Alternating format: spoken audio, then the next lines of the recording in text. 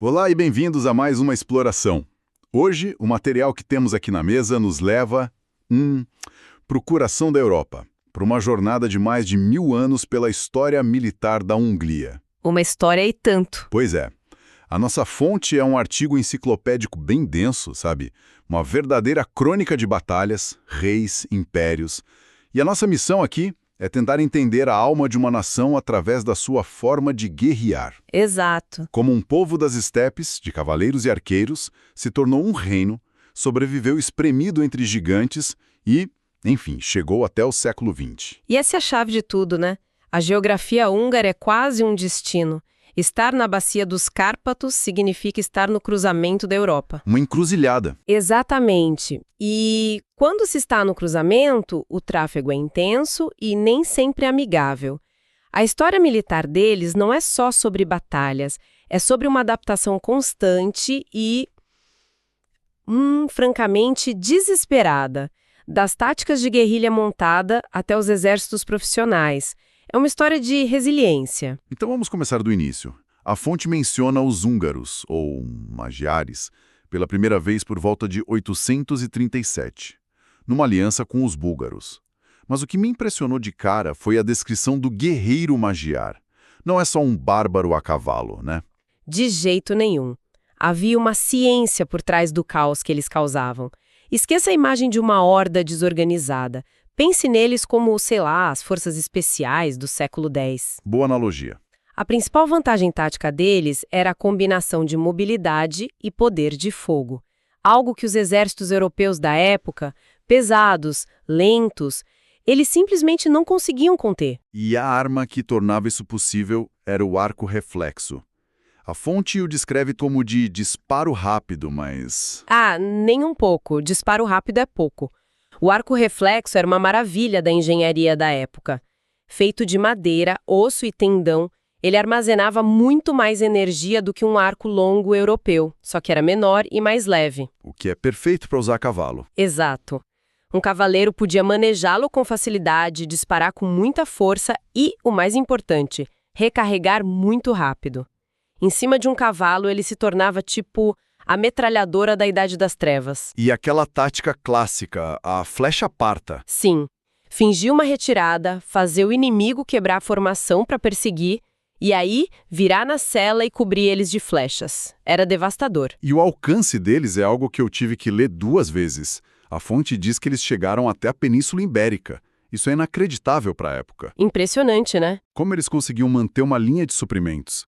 Ou eles simplesmente viviam da terra? Eles viviam da terra, sem dúvida. As incursões eram campanhas de pilhagem rápidas, autossustentáveis. Não estavam lá para conquistar e manter território. A ideia era saquear e desaparecer. O que os tornou um pesadelo. O pesadelo. Entre 907 e 910, o artigo menciona que eles aniquilaram 3 grandes exércitos francos. 3. Isso não é um acaso. Isso é superioridade tática. Mas esse domínio, baseado nessa tática específica, não podia durar para sempre. A Europa começou a se adaptar. E aí veio um momento, um ponto de virada que mudou tudo para eles. Sim, a Batalha de Lechfeld, em 955. Foi uma derrota catastrófica. O rei germânico Otto I conseguiu encurralar o exército húngaro e usar a cavalaria pesada para esmagá-los. E a consequência foi além da derrota militar, certo? Muito além, foi existencial. Lechfeld foi um recado claro. O modelo de vida baseado em saques tinha chegado ao fim. Era hora de mudar ou desaparecer. E essa derrota forçou os magiares a se assentarem de vez na bacia dos Cárpatos e a se transformarem ao longo das décadas seguintes de invasores a construtores de um reino cristão. Foi uma reinvenção completa. E essa reinvenção nos leva a um novo tipo de guerra.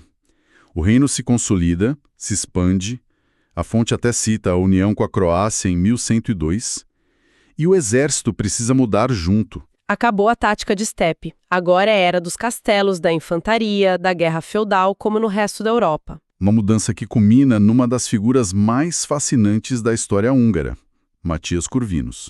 Sim, que se tornou rei em 1458, com apenas 15 anos de idade. Ele olhou para o sistema militar da época, que dependia da boa vontade dos nobres, e percebeu que era um sistema falido e perigoso para a coroa. E a solução dele foi radical.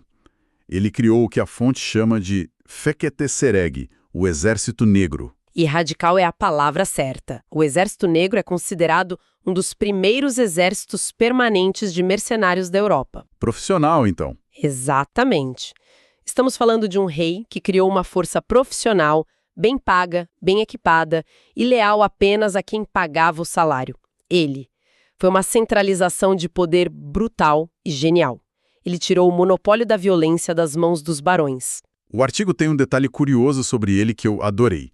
Diz que o Corvinus preferiu usar catapultas, que já eram consideradas meio ultrapassadas, em vez dos canhões que o pai dele já usava. É uma ótima observação. O que a gente tira disso? Ele era um tradicionalista? Olha, pode ser várias coisas. Os primeiros canhões eram notoriamente temperamentais. Caros, imprecisos, podiam explodir, errar o alvo. Entendi. Talvez Corvinus, um general pragmático, confiasse mais na precisão e na confiabilidade de uma tecnologia que ele conhecia e dominava. Ou talvez ele entendesse o valor psicológico de uma saraivada constante de pedras. Mostra um líder que não adota a novidade só por ser nova. Ele pensa taticamente. E o interessante é que, mesmo com essa modernização toda, ele não jogou fora a herança magiar, né? A cavalaria leve e os hussardos continuaram sendo uma parte vital do Exército Negro. E esse é um ponto fundamental, porque essa tradição vai ser o legado militar mais famoso da Hungria. O Exército Negro, apesar de seu sucesso, não sobreviveu muito tempo depois da morte de Corvinus. Era caro demais. Mas a semente do hussardo, a cavalaria leve e veloz, essa permaneceu. E seria crucial no que viria a seguir. Absolutamente. Porque o que veio a seguir foi a pura luta pela sobrevivência. O reino de Corvinus, tão poderoso, de repente se vê espremido entre dois dos maiores impérios do mundo. Os otomanos, avançando pelos Balcãs, e os Habsburgos da Áustria. Um período de quase 300 anos em que a questão não era expandir, mas simplesmente não ser aniquilado. A fonte lista batalhas que parecem capítulos de uma epopeia trágica. A primeira é a Batalha de Moax, em 1526. O artigo a descreve como devastadora. Mohacs é mais do que uma derrota militar. É um trauma quase fundacional na psique húngara. Pensa no que aconteceu. Em uma única tarde, não só o exército foi destruído, mas o próprio rei Luís II e a maior parte da nobreza do país morreram. Nossa. Um reino inteiro foi decapitado em questão de horas. O resultado foi a divisão do país em 3 partes por mais de 150 anos. O eco de Mohacs moldou a cultura húngara por séculos. Mas mesmo nesse período sombrio, a fonte destaca momentos de uma resistência quase sobre-humana, como o cerco de Sigetvar. Sigetvar é o oposto de Mohacs. É a vitória na derrota. Uma pequena guarnição que resiste até o último homem contra todo o poder do exército do sultão Solimão o Magnífico. Então, mesmo perdendo, virou um símbolo. Um símbolo imenso de heroísmo e sacrifício. E, eventualmente, o pêndulo começou a virar, culminando na libertação de Buda, em 1686, por uma grande coalizão de forças europeias. E durante todo esse tempo, a figura do hussardo estava evoluindo. Eles não eram mais só a cavalaria húngara. Estavam se tornando um fenômeno, né? Exatamente. É nesse período que os hussardos húngaros viram um produto de exportação militar. Sua reputação em reconhecimento, ataque surpresa, era tão grande que outros exércitos começaram a criar suas próprias unidades de hussardos. Copiando tudo. Tudo. As táticas, os uniformes coloridos, o sabre curvo, a atitude arrojada. A tradição dos antigos cavaleiros magiares se tornou o padrão ouro para a cavalaria leve em toda a Europa, da França à Rússia. Então, mesmo com o país dividido, a identidade militar húngara estava, ironicamente, se espalhando. Mas a luta em casa não acabou.